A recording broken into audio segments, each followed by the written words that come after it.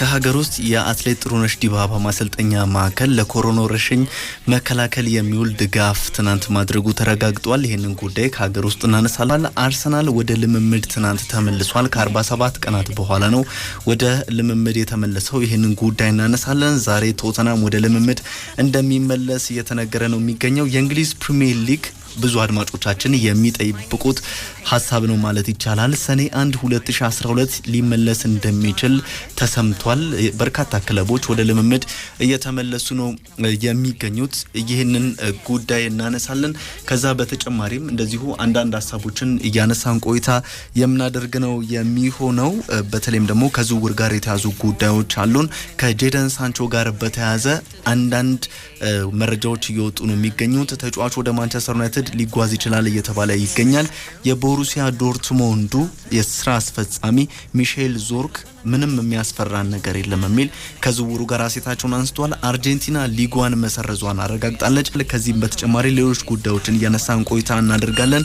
ስታን ኮሊሞር የቀድሞ የሊቨርፑል የፊት መስመር ተጫዋች አሰልጣኝ ፍራንክ ላምፓርድ ፊሊፔ ኮቲኖን የሚያስፈርም ከሆነ በአሰልጣኝነት ህይወቱ የሚፈጽመው የመጀመሪያው ስህተት ይሆናል የሚል አስገራሚ አስተያየት ሰጥቷል። ሊቨርፑል የአንፊልድን የማስፋፋያ ስራ ቢያንስ ለአንድ አመት ሊያራዝመው እንደሚችል እየተነገረ ነው የሚገኘው። የላዚዮ ክለብ ፕሬዝዳንት ክላውዲዮ ሎቲቶ ሊጉ ይቋረጥ እንኳን ቢባል የዋንጫ አሸናፊው መለየት መቻል አለበት የሚል አሴታቸውን ሰጥቷል። ሌሎችንም መረጃዎች እያነሳን ቆይታ እናደርጋለን። መሲ አድማጮቻችን ግን እንዲሳተፉበት አንድ ጉዳይ ይዣለሁ። ይህ ሀሳብ ጆዜ ሞሪኖ ከሰሞኑ የምንጊዜም የእግር ኳስ ምርጡ ተጫዋች ብራዚሊያው ሮናልዶ ሉዊስ ናዛሪዮ ዴሊማ ነው፣ ሊዮኔል ሜሲም ክርስቲያኖ ሮናልዶም አይደሉም የሚል አስተያየታቸውን ሰጥቷል። 15 ዓመታት በወጥ ብቃት እየተጫወቱ ቢገኙም ነገር ግን እኔ በተሰጥኦና በግል ብቃት ከተመለከትኳቸው ተጫዋቾች በሙሉ ሮናልዶ ሉዊስ ናዛሪዮ ዴሊማ ምርጡ ነው የሚል አስተያየታቸውን ሰጥቷል።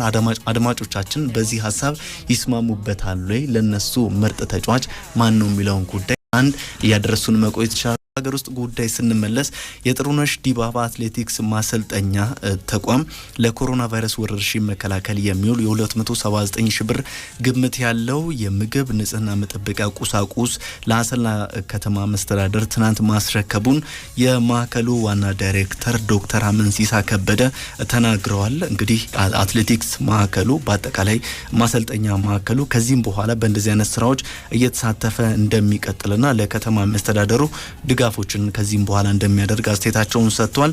እንደሚታወቀው በተለይም ደግሞ እግር ኳስ ከዛም ውጭ አጠቃላይ ስፖርት በሀገራችን እንደቆመ የሚታወቅ ነው። ነገር ግን የኮሮና ቫይረስን ለመከላከል የሁሉም ችግር ስለሆነ ይህንን ጊዜ በመተባበር ለመወጣት ሲባል በርካታ ድጋፎች እየተደረጉ ነው የሚገኙት። በኢትዮጵያ ፕሪሚየር ሊግ የሚገኙ ክለቦች ድጋፍ ሲያደርጉ ተመልክተናል። እነ ወልቂጤ ከተማ፣ ድሬዳዋ ከተማ ተጫዋቾች ደሞዛቸውን ጭምር ድጋፍ እንዲሆን መለገሳቸው የሚታወቅ ነው። ሌሎችም ከእግር ኳስ ውጭ ያሉ ስፖርቶች ላይ እንደዚሁ ድጋፎች ሲደረጉ እንደነበረ በኢፌድሪ ስፖርት ኮሚሽን አማካኝነት ድጋፍ ተደርጎ በአጠቃላይ በኢፌድሪ ስፖርት ኮሚሽን ሰብሳቢነት ድጋፍ መደረጉ የሚታወቅ ነው። ትናንት ደግሞ ተራው የነበረው የጥሩነሽ ዲባባ አትሌቲክስ ማሰልጠኛ ማዕከል ሆኗል። ይህንን ከሀገር ውስጥ ካነሳ ወደ አውሮፓ ጉዳዮች ስናቀና አርሰናል የመጀመሪያ ልምምዱን ከ47 ቀናት በኋላ ትናንት ኮልኔ የልምምድ ማዕከል የተወሰኑ ተጫዋቾች ተገኝተው አድርጓል። እንደሚታወቀው የአርሰናሉ አሰልጣኝ ሚኬል አርቴታ በእንግሊዝ የመጀመሪያው የኮሮና ቫይረስ ተጠቂ ነው ከእግር ኳስ ሰዎች እና በዛ ምክንያት ሊጉ መቋረጡ የሚታወቅ ነው። እስከ ሰኔ ድረስ ሊጉን የመጀመር እቅድ እንዳለ እየተነገረ ነው የሚገኘው። አሁን አርሰናሎች ወደ ልምምድ ተመልሰዋል። ከዚህ አስቀድሞ ያው እንዳነሳሁት ኮልኒ የልምምድ ማዕከላቸውንም ከፍተዋል። እነ ዌስትሃም፣ ብራይተንን የመሳሰሉ ክለቦች የልምምድ ማዕከላቸውን ከፍተዋል። ዛሬ ደግሞ ቶተንሃም ሆትስፐርስ የልምምድ ሜዳውን ለተጫዋቾች ክፍት እንደሚያደርግ እየተነገረ ነው የሚገኘው። ትናንት አርሰናሎችም አካላዊ ርቀታቸውን ጠብቀው አንደኛው ተጫዋች ከሌላኛው ጋር የሚኖረውን ርቀት በመጠበቅ ከዛም በተጨማሪ ደግሞ በአጠቃላይ በጤና ባለሙያዎች የሚመከሩ ሀሳቦችን የኮሮና ቫይረስን ለመከላከል የሚረዱ መንገዶችን በመከተል ነው ትናንትም አርሰናሎች ልምምዳቸውን ማድረግ የጀመሩት። ዛሬም የቶተንሃም ተጫዋቾች በተመሳሳይ በእነዚህ አይነት ገደቡ ውስጥ ሆኖ ልምምዳቸውን ማድረግ እንደሚጀምሩ ተነግሯል። የተወሰኑ ተጫዋቾች ብቻ ሜዳ ላይ ይኖራሉ። አንድ ተጫዋች በቀን አንድ ጊዜ ነው የልምምድ ሜዳ ላይ መታየት የሚችለው። ከዛ ውጪ ለሌላ ተጫዋች እድል ለመስጠት ሲባል ደጋግሞ ወደ ልምምድ ሜዳ መምጣት አይጠበቅበትም። እንዳነሳ ነው በእያፈራረቁ ተጫዋቾችን ወደ ልምምድ የመመለስ ፍላጎት እንዳላቸው ነው እየተነገረው። ከዚሁ ከእንግሊዝ ፕሪሚየር ሊግ ጋር በተያያዘ የእንግሊዝ ፕሪሚየር ሊግ ሰኔ 1 2012 ወይም ደግሞ ጁን 8 2020 በእነሱ አቆጣጠር ወደ ውድድር ሊመለስ እንደሚችል ተሰምቷል።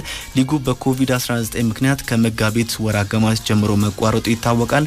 አሁን በጥንቃቄ ውስጥ ተሆኖ ሊጉን መጀመር እንደ አማራጭ ብዙ እየሰሩበት እንደሆነ እየተመለከትን ነው የምንገኘው። ብዙ ሀገራትም ይህንን መንገድ እየተከተሉ ነው የሚገኙት። እንደሚታወቀው የጣሊያኑ ጠቅላይ ሚኒስትር ጁሴፔ ኮንቴ ፍቃድ በመስጠታቸው እስከ ግንቦት አጋማሽ የጣሊያን ሴሪያ ወደ ልምምድ እንደዚሁም ወደ ጨዋታዎች ሊመለሱ እንደሚችሉ እየተሰማ ነው የሚገኘው። ስፔን በተመሳሳይ ጀርመንም በቀጣዩ ወር ወደ ፉክክሩ እንደሚገቡ ይጠበቃል። የፈረንሳይ ሊግም በሰኔ አጋማሽ ወደ ጨዋታ እንደሚመለስ ይታወቃል። የታላቋ ብሪታንያ የስፖርት ሚዲያ የባህል ተቋም ዋና ጸሐፊ የሆኑት ኦሊቨር ዳውንደን በሰኔ ወር ለመመለስ ስራዎችን ከክለቦች ጋር እየተነጋገሩ እየሰሩ እንደሆኑ ተናግሯል። ለብዙሃን መገናኛዎች ሰኔ 1 2012 ወደ ውድድር ይመለሳል። ሐምሌ መጨረሻ ላይ ደግሞ የእንግሊዝ ፕሪሚየር ሊግ እንዲጠናቀቅ ከወዲሁ ስራዎች እየተሰሩ መሆኑ እየተነገረ ነው የሚገኘው። እንደዚህም ቢሆን ግን በከፍተኛ ጥንቃቄ ውስጥ ተሆኖ አሁንም ሊጉን የማድረግ ፍላጎት እንዳላቸው እየተነገረ ይገኛል። ቅድም ላይ እንዳነሳ ነው በተለይም በርካታ ክለቦች ከፋይናንስ ጋር በተያያዘ ችግር ሊገጥማቸው እንደሚችል እየተነገረ ነው የሚገኘው። ቢያንስ የእንግሊዝ ፕሪሚየር ሊግ ክለቦች 762 ሚሊዮን ፓውንድ ከቴሌቪዥን ሊያጡ የሚችሉትን ገንዘብ እንደማያጡ ግን ፍንጭ የሰጠ አስተያየት ነው ተብሏል። የታላቋ ብሪታንያ የስፖርት ሚዲያ ባህል ተቋም ዋና ጸሐፊ የሆኑት ሰው ይህንን አስተያየታቸውን መስጠታቸው ስለዚህ የሊጉ የጊዜ ጉዳይ ነው እንጂ የመመለስ እድል እንዳለው እየተነገረ ነው የሚገኘው። እንደምናውቀው የኔዘርላንድስ ኤርዲቪዜ ተሰርዟል። ከዛም ውጪ ሌሎችም ሊጎች እየተሰረዙ እንደሆነ እየተመለከትን ነው የምንገኘው። የእንግሊዝ ፕሪሚየር ሊግ ግን ከዚህ በኋላ በዚህ አይነት መልኩ ሊቀጥል እንደሚችል እየተነገረ ነው የሚገኘው። ከዚህ ውጪ ሌላ ጉዳይ ስንመለከት አሁን የጆዜ ሞሪኖ ጉዳይ ስናነሳ ጆዜ ሞሪኖ የምን ጊዜም የእግር ኳስ ምርጡ ተጫዋች ሮናልዶ ሉዊስ ናዛሪዮ ዴሊማ ነው የሚል አስተያየታቸውን ሰጥቷል። CR7 እና ክርስቲያኖ ሮናልዶ ላለፉት 15 ዓመታት ሜዳ ላይ በየቀኑ ነግሰዋል። ነገር ግን በተሰጥኦና በግል ብቃት ግን ካያችሁት ለኔ ምርጡ ኤል ፌኖሜኖ ነው የሚል አስተያየታቸውን ሰጥቷል። ከ19 ዓመቱ ወይም ከታዳጊነቱ ጀምሮ ሲጫወት ተመልክቻለሁ። ብዙ ተሰጥኦ እንዳለው እመለከት ነበረ። ይህንን ተሰጥኦ ግን ለብዙ ዓመታት እንዳይዘልቅ ያደረገው ጉዳት ነው የሚል አስተያየታቸውን ሰጥተዋል። እንግዲህ እንደሚታወቀው ሮናልዶ ከሀገሩ ጋር 2 ዓለም ዋንጫዎችን አንስቷል። የሀገሩ ሁለተኛ ከፍተኛ የምንጊዜም ግብ አስቆጣሪ እንደሆነ የሚታወቅ ነው። 2 የባለን ዶር ተሸላሚም እንደነበር ይታወቃል። አሰልጣኝ ጆዜ ሞሪኖ ግን ብዙ ጊዜም አጠቃቀሙን ወይም ደግሞ ሲገልጹት የምናውቀው መንገድ አለ። ክርስቲያኖ ሮናልዶ ብለው ነው የሚገልጹት። ሮናልዶን ደግሞ ትክክለኛው ሮናልዶ በማለት ነው ሲገልጹት ወይም እውነተኛው ሮናልዶ እያሉ እንደሚገልጹት ይታወቃል። ስለዚህ ሮናልዶ ሉዊስ ናዛሪዮ ዴሊማ ለጆዜ ሞሪኖ የምንጊዜም ምርጡ ተጫዋች መሆኑን አንስቷል። ከዚህ ውጪ የሪያል ማድሪድ የውሰት ውል የሚቆጣጠርበት ክፍል ሊያቋቁም ነው የሚል መረጃም ተመልክቻለሁ። በውሰት የሚሰጡ ተጫዋቾችን ዝርዝር የሚቆጣጠር ዘርፍ እንደሆነ ነው የተነገረው። ከዚህ በፊት በዝውውር ውስጥ አሉ፣ ነገር ግን በልዩ መንገድ የሚሰራ ነው እንጂ ለብቻው ራሱን የቻለ አንድ ክፍል ሆኖ የሚሰራ ክፍል አልነበረም። የሚዘዋወሩበትን ክለብ የጨዋታ መንገዳቸውን የአሰልጣኝ ፍላጎት እይታ ለወጣት ተጫዋቾች ያላቸው ምልመላና ሌሎችም ዝርዝር ሁኔታዎችን ይህ ክፍል እንደሚያጠና እየተነገረ ነው የሚገኘው። ሪያል ማድሪድ እንደሚታወቀው በርካታ ጥሩ የሚባሉ ተጫዋቾችን ወደ ሌሎች ክለቦች አሳልፎ ሰጥቶ ከዛ በኋላ እየመለሰ ሲጠቀምባቸው የምናውቀው ነው። አሁን ለምሳሌ ከአርሰናል ጋር በተያያዘ ወይም ለአርሰናል የሰጡት ተጫዋች አለ፣ ስፔናዊ ተጫዋች። እንደዚህም ከዛም ውጪ አሽራፍ ሀኪሚ እነ ሰርጂዮ ሬሁሌን ወደ ሴቪያ አምርቷል። አሽራፍ ሀኪሚ በቦሩሲያ ዶርትሙንድ እየተጫወተ ነው የሚገኘው። በመጪው ሰኔ 30 ውሉ ይጠናቀቃል።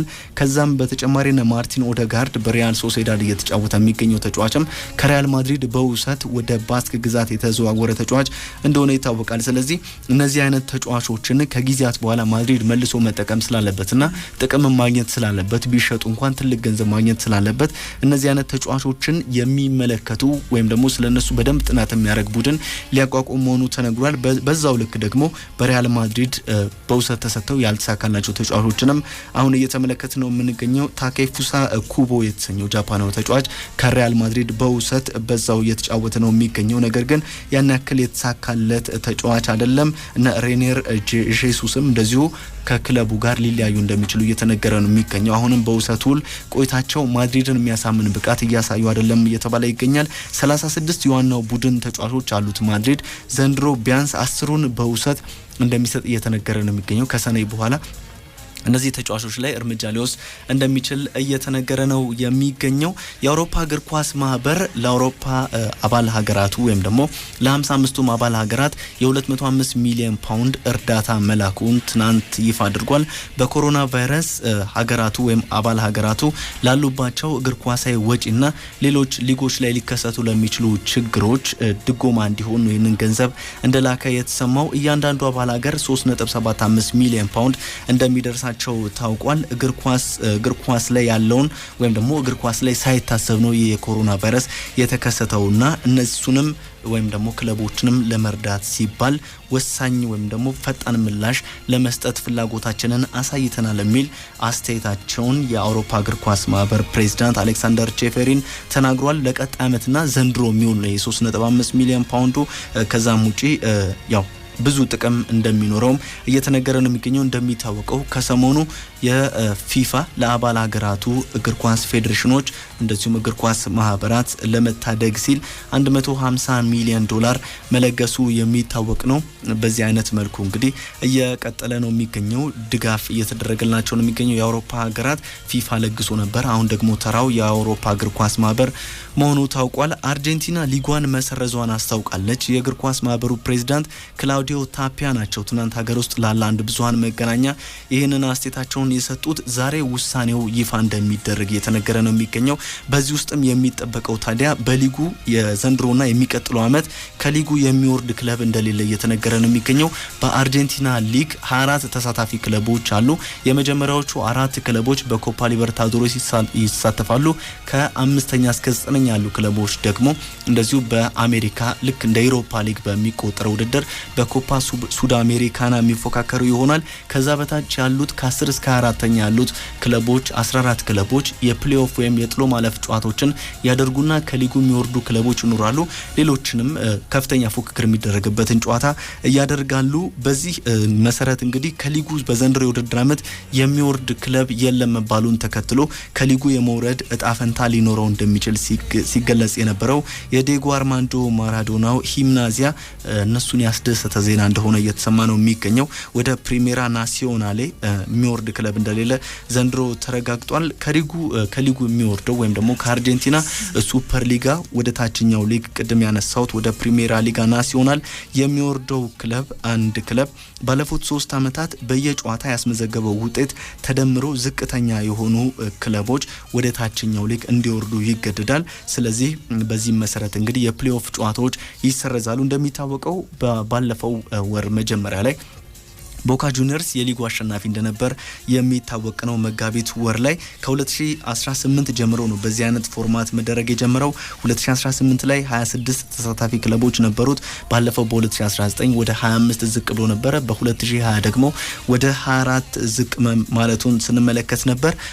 በዚህኛው ሊጉ ቢሰረዝም ነገር ግን ከፕሪሜራ ናሲዮናሌና ከዛ በታች ያሉ ሊጎች ግን ክለቦች አሸናፊ የሚሆኑት ወደ ላይኛው ከፍ የሚሉበት እድል ሊኖር እንደሚችል እየተነገረ የሚገኘው። ስለዚህ የአርጀንቲና ሱፐር ሊጋ 4 ተሳታፊ ክለቦች ይኖራሉ። በዘንድሮ ውድድር ዓመት የሚወርዱ ከሌሉና ወደ ሊጉ የሚያድጉ 2 ክለቦች የሚጨመሩ ከሆነ በቀጣይ የውድድር ዓመት ወደ 26 ከፍ ብለው ልንመለከታቸው እንደምንችል እየተነገረ ነው የሚገኘው። ለአሰልጣኝ ዲዬጎ አርማንዶ ማራዶና ግን ጥሩ የሚባል ዜና ነው እየተባለ ነው የሚገኘው። ዲዬጎ አርማንዶ ማራዶና ብዙ ሜዳ ላይ ብዙ አርጀንቲናውያንን ያስደሰተ ብዙ እግር ኳስ አፍቃሪያንን ወደ እግር ኳስ እንዲመጡ ያደረገ ጥበበኛ ተጫዋች እንደነበር ይታወቃል። ነገር ግን በአርጀንቲና ብሔራዊ ቡድን ሌሎችን በያዛቸው ክለቦችና ሀገራት ያን ያክል የተሳካ የአሰልጣኝነት ጊዜ እያሳለፈም አይገኝም።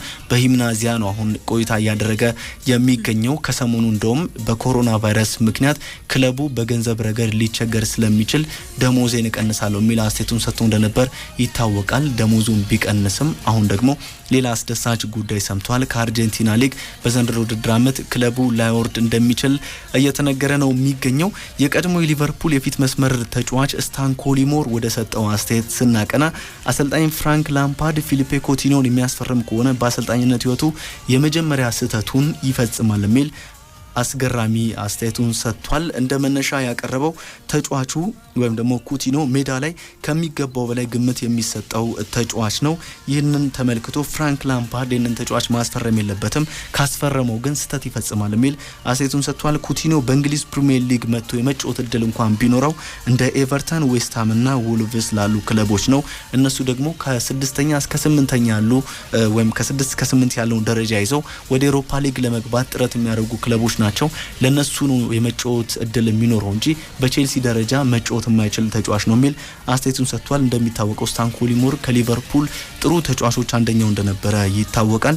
በ1995 እንደውም ከኖቲንጋም ፎረስት 8.5 ሚሊዮን ፓውንድ ወጥቶበት በጊዜው ውዱ ተጫዋች እንደነበረ የሚታወቅ ነው። ከኩቲኒዮ ጋር በተያያዘ ቼልሲ 75 ሚሊዮን ፓውንድ ለማቅረብ ፍላጎት አለው እየተባለ ነው የሚገኘው። እንደውም አሰልጣኝ ፍራንክ ላምፓርድ ትልልቅ ገንዘቦችን ከሚያወጣ ኩቲኒዮን በ75 የማምጣት ፍላጎት አለው እየተባለ ነው የሚገኘው። እንደሚታወቀው ጄደን ሳንቾ እስከ 120 ሚሊዮን ፓውንድ በቦሩሲያ ዶርትሙንድ ይጠየቅባቸዋል እየተባለ ይገኛል። በባርሴሎና ያልተሳካ ቆይታ ነበረው። በዘንድሮ የውድድር ዓመት ደግሞ በውሰት ወደ ባቫሪያ አምርቶ በባየር ሙኒክ ጥሩ ቆይታ እያደረገ ይገኛል። ወደ 32 ጨዋታዎች ላይ ተሰልፈው 8 ግቦችን አስቆጥሯል። 9 ግብ ሆኑ ኳሶችን አመቻችቶ ማቀበል ችሏል። በባየርን የተሳካ የሚባል ጊዜ እያሳለፈ ነው ማለት ይቻላል። ነገር ግን ከተጫዋቹ ጋር በተያዘ እየተነሱ ያሉት አስተያየቶች 105 ሚሊዮን ፓውንድ የባቫሪያኑ ባየር ሙኒክ መክፈል ይኖርበታል፣ ሁሉን ወደ ቋሚነት መቀየር ካለበት ይህንን ደግሞ ማድረግ አይፈልግም እየተባለ ነው የሚገኘው። ስለዚህ የፊሊፔ ኮቲኒዮ መዳረሻ አሁንም አልታወቀም። ስታን ኮሊሞር ግን ከሊቨር ወደ ቼልሲ መዘዋወር የለበትም፣ ፍራንክ ላምፓርድ ይህንን ስህተት መስራት የለበትም የሚል አስተያየቱን ሊቨርፑል የአንፊልድ የማስፋፊያ ስራን ቢያንስ ለአንድ ዓመት ሊያራዝም እንደሆነ እየተነገረ ነው የሚገኘው። እንደሚታወቀው አንፊልድ ከጥቂት ዓመታት በፊት እስከ 45,000 ታዳሚያንን ነበር የሚይዘው። ነገር ግን ሊቨርፑሎች በተለይም ደግሞ በጆን ሄንሪ ከተያዙ በኋላ ይህ ቁጥር ወደ 53,000 ከፍ ብሎ እንደነበረ ይታወቃል። አሁንም አላረፉም። ይህንን ቁጥር ወደ 61,000 የማሳደግ ስራ እየሰሩ ነው የሚገኙት።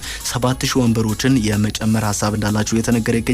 በኮሮና ቫይረስ ክለቦች ላይ የሚፈጠረው አሁንም እየተፈጠረ የሚገኘው ከገንዘብ አንጻር ክለቡ አሁን ይህንን 7,000 ወንበሮችን የመትከልና ስቴዲየሙን የማደስ ስራ ሊያዘገየው እንደሚችል እየተነገረ ነው የሚገኘው። ለማጠናቀቅም እስከ 2023 ድረስ እንደሚፈጅበት እየተነገረ ይገኛል። እስከ 2022 ድረስ እስከ 61,000 ከፍ ይላል ተብሎ ይጠበቅ ነበረ። ነገር ግን እስከ 2023 ድረስ እንደሚያሳድግ እየተነገረ ነው የሚገኘው። እንደሚታወቀው በእንግሊዝ ፕሪሚየር ሊግ ትልቁ ስቴዲየም የማንቸስተር ዩናይትዱ ኦልድ ትራፎርድ እንደሆነ ይታወቃል። ከ3 እስከ 5 ሚሊዮን ፓውንድ በእለት ገቢ ያገኛል።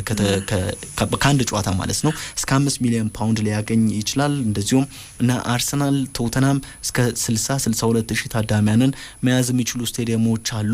ገንዘብን ለመስራት እንደ አንደኛ መፍትሄ ዓለም ላይ ያሉ ክለቦች እየወሰዱ ያሉት እርምጃዎች ስቴዲየሞችን አቅማቸውን የማሳደግ ነው። አሁንም የአንፊልድን የማስፋፊያ ስራ ሊቨርፑሎች እንደሚሰሩ እየተነገረ ነው የሚገኘው። ነገር ግን የኮሮና ቫይረስ ተጽዕኖ ሳይፈጥርባቸው እንደማይቀር እየተነገረ ይገኛል። የላዚዮ ክለብ ፕሬዚዳንት ክላውዲዮ ሎቲቶ የጣሊያን ሴሪያ መቋረጥ የለበትም የሚል አስተያየታቸውን ሰጥቷል። በኮሮና ቫይረስ ከተቋረጡ ሊጎች አንደኛው የጣሊያን ሴሪያ እንደሆነ ይታወቃል። አወዛጋቢው ፕሬዚዳንት ሊጉ በኮሮና ቫይረስ መደረግ አይችልም እንኳን የምንባል ከሆነ ዩቬንቱስና እኛ ማለትም አንደኛና ሁለተኛ ላይ ያለነው ክለቦች በአንድ ገለልተኛ ሜዳ አንድ ጨዋታ አድርገን የሊጉ አሸናፊ መታወቅ አለበት የሚል አስተያየታቸውን ሰጥቷል። እንደዚህ አይነት ሀሳብ የጣሊያን ሴሪያ አወዳዳሪ አካል ቢያነሳልን እንቀበለዋለን የሚል አስተያየታቸውን ሰጥቷል። በዘንድሮ የውድድር ዓመት ላዚዮ አውሮፓ ላይ ካሉ እጅግ አስደናቂ ክለቦች መቼስ አንዱ መሆኑን እየተመለከትን ነው የምንገኘው። በክለቡ የሊጉ ከፍተኛ ግብ አስቆጣሪ ቺሮ ኢሞቢሌ፣ ሰርጌይ ሚሊንኮቪች ሳቪች፣ ሉዊስ አልቤርቶ፣ ዮዋኪን ኮሪያና ፊሊፔ ካይሴዶን የመሳሰሉ ተጫዋቾች አሉ። በአንድ ነጥብ ብቻ ነው በዩቬንቱስ የሚበለጡት። ዩቬንቱስ 63 ነጥቦችን ይዞ ይመራል። በ62 ነጥብ ላዚዮ ይከተላል። በ6 ነጥቦች ከላዚዮ የሚያንሰው ኢንተር ሚላን ሚላን ሶስተኛ ደረጃ ላይ ነው የሚገኘው። ሚያዝያ 28 አንዳንድ ተጫዋቾች ወደ ልምምድ እንደሚመለሱ እየተነገረ ነው የሚገኘው። ግንቦት 4 ወይም ግንቦት 10 ደግሞ ክለቦች ወደ ልምምድ እንደሚመለሱ እየተነገረ ነው የሚገኘው። ላዚዮ እንደሚታወቀው በዘንድሮ የውድድር ዓመት ከዩቬንቱስ ጋር ያደረጋቸውን ሁለት ጨዋታዎች ማሸነፉ የሚታወቅ ነው። 3-1 በሆነ ውጤት አንደኛው እንደዚሁ የዋንጫ ጨዋታ እንደነበር ይታወቃል። ሌላኛው ደግሞ በጣሊያን ሴሪያ የተደረገ መርሃ ግብር እንደነበር የሚታወቅ ነው። ስለዚህ በዚህ አይነት መልኩ እንግዲህ የላዚዮ ፕሬዚዳንት ሊጉ መጠናቀቅ መቻል አለበት አሸናፊውን ለመለየት ሲባልም በእንደዚህ አይነት ሁኔታ ጨዋታዎች ሊደረጉ ይገባል የሚል አስተያየታቸውን ሰጥቷል። የቦሩሲያ ዶርትሙንድ ዋና ስራ አስፈጻሚ ሚሼል ዞርግ በጄደን ሳንቾ ዝውውር ዙሪያ ጭንቀት እንደማይሰማቸው ተናግረዋል። ተጫዋቹን የሚያጡት ከሆነ በከፍተኛ ዋጋ ለመሸጥ ዝግጁ መሆናቸውን ተናግረዋል። ነገር ግን በኮሮና ቫይረስ ምክንያት ክለቦች ትልቅ ገንዘብ ማውጣት አይችሉም። እስከ 120 ሚሊዮን ፓውንድ ክለቡ ከጄደን ሳንቾ ዝውውር ይፈልጋል። ይህንን ደግሞ ለማድረግ የሚደፍር ክለብ አለ ብለን አናምንም የሚል አስተያየታቸውን ሰጥተዋል። እንደሚታወቀው ፈላጊዎቹ ቼልሲና ማንቸስተር ዩናይትድ እንደሆኑ የሚታወቅ ነው። ተጫዋቹ ፍላጎቱ ወደ ማንቸስተር ዩናይትድ መሄድ እንደሆነ እየተነገረ ይገኛል። በልጅነቱ የቼልሲ ደጋፊ ሆኖ እንዳደገ ስንሰማ ነበር። አሁን ግን መጫወት የሚፈልገው ለዩናይትድ ነው። የቻምፒየንስ ሊግ ተሳትፎን ዩናይትድ ማግኘት ይኖርበታል። ምርጫውን ወደ ማንቸስተር ዩናይትድ እንዲያደርግ እየተባለ ነው የሚገኘው። በቅርቡ የማንቸስተር ዩናይትዱ ምክትል ዋና ስራ አስፈጻሚ ኢዱ ዱዋርድ በዘንድሮ ወይም ደግሞ በቀጣይ በክረምት የዝውውር መስኮት ትልቅ ገንዘብ የምናወጣበት እድል ጠባብ ነው የሚል አስተያየታቸውን ሰጥተው ነበረ።